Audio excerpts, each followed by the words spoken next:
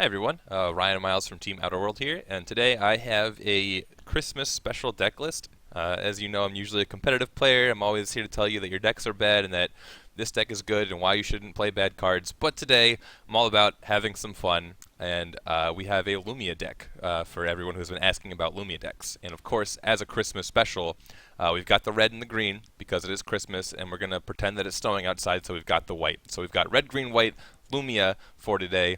And it's the whole goal of the deck really is to just abuse Lumia's ruler side, trying to flicker back and forth resonators and just like get as many enter abilities, draw a lot of cards, get a lot of things going on our hand, and then the big finisher really is to flip over Lumia and just start doming them for 10, 12, 14, 18, 20, however much regalia you really have going on. Lots of ways to protect her, lots of cool things to do. So we're just going to go ahead and dive right into it and talk about red, green, white Lumia. So first up, we have Percival and Tama. This is like the real core of the deck. You're going to be playing these guys on turn 1 as often as possible, trying to just get them down, get the enter abilities, and then your every other turn is just looking on, how can I tap these guys, how can I keep them alive, and how can I use their enter abilities again. Percival, of course, reveals the top 5 cards of your deck, is going to search for a Regalia or a Knight of the Round. So that's going to be you play 9 Regalia, 4 Percival, and then 1 Bedivere and 1 White Arthur.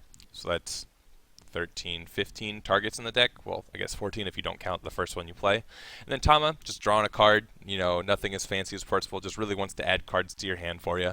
Tama, of course, also pretty good against the Fox matchup, where you're able to use Tama aggressively to ping off their monkeys and their Tamas and stuff like that, just to slow down their Chimera generation. Usually you want to try and keep them alive, though. Fox is definitely a bit more of a brutal matchup, but you want to play these guys early, keep them alive for as long as possible, and abuse their enters. And of course, how do we get them as early as possible? Why we play Kaguya's Moonbeam Butterfly. Kaguya's Moonbeam Butterfly for 2 mana will let you search your deck for a Percival, or for a Tama, or for whatever other 1-cost Resonator or addition you might want. And of course, if you have more mana to spare, you can search your deck for bigger and better things. We do have a cool couple of techs in the deck that help us abuse this, but overall, this is really just trying to act as our 5th and 6th and 7th and 8th copy of Percival and Tama. We really just want to get those guys out of our deck, get the engine going, and just draw a lot of cards. But going off of the utility of Moonbeam Butterfly, for 2 mana, we can search our deck for a Shackles of Ice, which will help a lot with the Dark Alice and Mikage matchup. Dark Alice in particular, once she God Arts, you pretty much lose the game. You don't really lose, but you can't play Percival or Tama anymore, and you can't flicker them anymore. So that the deck loses a lot of gas as soon as Dark Alice is able to flip. So Shackles of Ice hopefully prevents her from flipping long enough for you to, get enough cards and feel safe. Also Mikage, for 2 mana, Mikage can just kill Percival or kill Tama, and that feels bad too. So the main board, Shackles of Ice, feels really necessary just to make sure that you're beating those matchups. And of course, with the Kaguya's Moonbeam Butterfly, for 2 mana, you just boop, search it out, got it going. And then, of course, we have a Barrier Seal. Fox is a notorious bad boy of this format, and while we want to have fun, we know that there are some Grinches out there who are still playing complete meta, so the Barrier Seal will help us deal with not only the Remnants in the control deck, but also the Fox. If they have a monkey, they're going to lose that when they try and make the mana core that they're going to use to pop this. Also, forcing them to Manticore early will stop them from Griffining early, which can slow down their Chimera production, basically. It's not really like an end-all be-all against Fox. It doesn't shut them down completely, but it does slow them down and help us start getting our own game plan going. So we did the 1 Barrier Seal. We are in color, so you can just play it for red-white if you need to. But if you can't, you can search it out for 3 mana with Kaguya's Moonbeam Butterfly. So I thought that was a cool addition to the deck. Next up, we have the Nyarlathotep, the Crimson Radiance. I think I'm only playing 3. I'm not going to check my deck list because I'm just going to assume I'm playing 3. And this is just a really core card. You are moving a lot of cards in the deck, especially with Tama, so I thought that 3 was enough to try and justify being able to see her. At least consistently enough. I don't think she's super good as a Resonator, but she does have some cool things we can do. Most of all, she's the core component to allowing Lumia to be our win condition. Getting imperishable, getting that lifelink is just super, super important. But you don't want to go overboard. You don't want to have a bunch of dead cards in your hand. And then looking at her as a Resonator, you can awaken her for white, and that's just increasing your blinking sorry, increasing like your blink on the Percival or the Tama, drawing more cards, adding more things to your hand. But actually, if you awaken her for red, and this is completely unconfirmed, I have no idea if this is true. I'm just going off of what I know about Force of Will. I might be wrong. But if you awaken her for red, you may play a light or fire chant with total cost 3 or less. And I believe, and again, this is pure speculation, that Moonbeam Butterfly is a light spell of total cost 3 or less. So if you awaken Nyarlathotep for fire, and you can cast Kaguya's Moonbeam Butterfly for 0 mana, and then search your deck for a 1-drop and put it into the field. And I have no idea if that is true or not. But based on what I know about Magic the Gathering and general things about Force of Will, I think you can do that. Don't quote me on it, but that's a cool play. We are kind of tight on red mana. We only have 6 red sources, so it can be kind of hard to have 2 red on turn 3. But if you do, that's a play that I think exists, maybe. I don't know. Next up, we have Melfi and Seal of Wind and Light. So pretty much your turn 1 is like play a guy, and then turn 2 is flicker that guy and like maybe play more 1-drops or maybe play a 2-drop. And then like as the turns go on, you get to turn 3, get to turn 4, get to turn 5. You're gonna the only cards you really want to play are your 1-drops. And there's like also a 5-drop and like 2 3-drops. Okay, so whatever. You're gonna be leaving 2 mana open a lot. And because you're in green-white primarily, I thought that Melfi and Seal of Wind and Light were like really good additions to threaten when you have 2 mana open. And the idea here is like if you're leaving 2 mana open, then you can seal something. And if they decide that they're not going to play anything threatening enough for you to seal, you don't want to just float 2 mana, so you want to play Melfi. And Melfi helps you ramp, helps you have mana available when you're doing Nyarlathotep things or whatever, like when you deactivate, that kind of stuff, when you're playing like White Arthur, things like that. In addition to Melfi, we also have a Feasting. So again, it's just like things you can do when you leave 2 mana open. And also going off of Feasting, we do have a Monocle in the deck. So Feasting acts as like protection for your 1-drops, right? So you really don't ever want your 1-drops to die because you want to have at least 1 1-drop at all times so you can keep flickering it, right? So Feasting, if you do come across a Mikage or any deck like tries to space-time anomaly, or maybe the Fox player tries to Tama your Tama because they realize that your Tamas are very scary, Feasting lets you just quick cast it in, scoop it back up to your hand, and keep it safe. In addition, you can just Inheritance on top of your guy, and then it becomes an 8/8, and that's actually kind of hard to deal with, especially when they're not expecting it. And then as you do that, you get to search your deck for a Feasting Monocle. Feasting Monocle helps you ramp, just like Melfi, so we do have ways to get out White Arthur pretty early in this deck. Now that I think about it, I might go up to 2 White Arthur.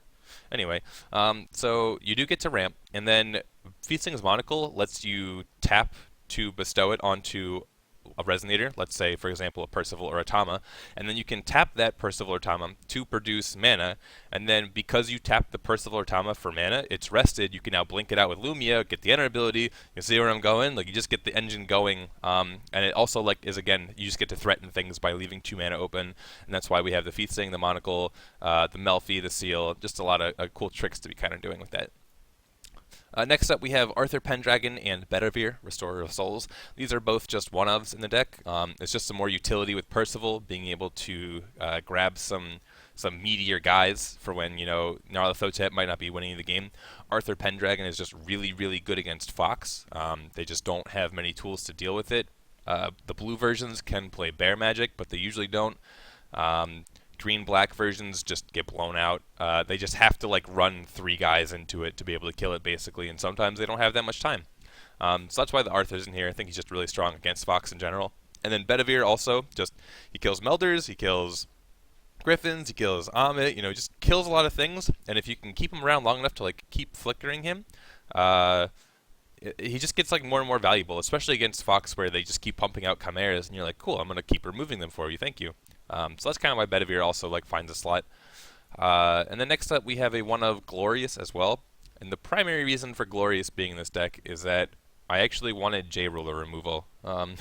If you do run into a 0 aggro deck, you don't really have anything at all to kill it. So Glorious lets you deal with that.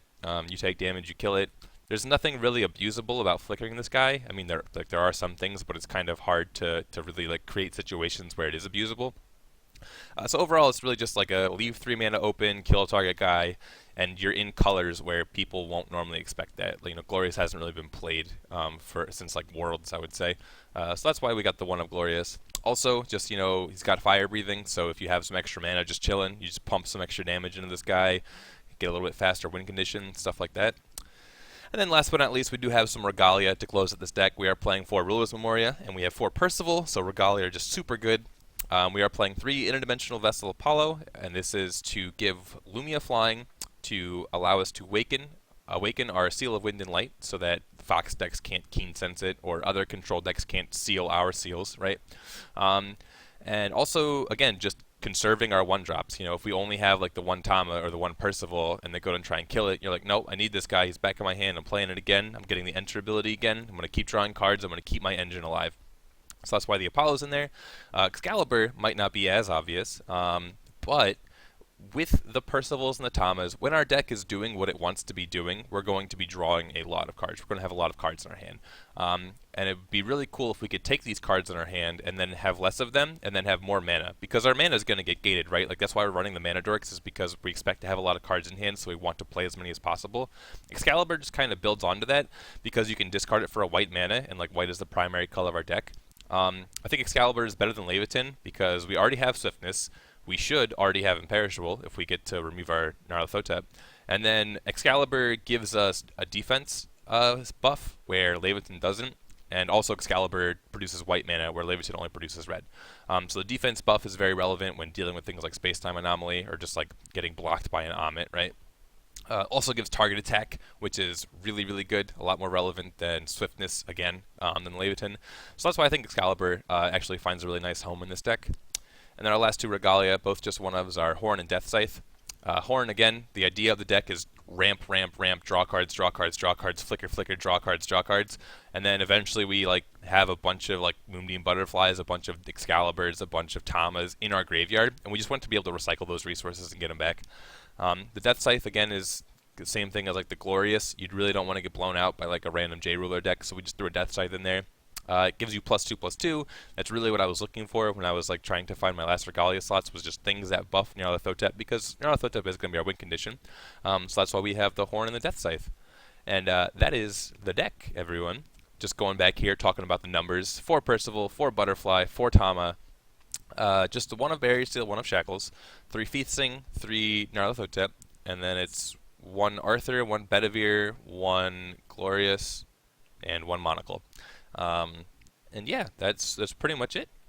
Stones are 4 Rulers, 4 Gusting Skies, and again, this because our deck is mostly white-green. There's not a lot of red. It's literally just the J-Activate and the Nyarlathotep and the Barrier Seal. So that's why, as fun as the white-red untapped stone is, there just wasn't really enough red to justify it. That's my lovely girlfriend coming to say hi. As you can tell, I'm not in my apartment. I am in a home that actually has a Christmas tree. And this purple-pink headset is also not mine, in case you didn't know. But yeah, thanks for watching, everyone. I hope you enjoy the Christmas Lumia deck, and happy brewing on these holidays. Thank you so much for supporting Outer World, and I hope you guys have a Merry Christmas.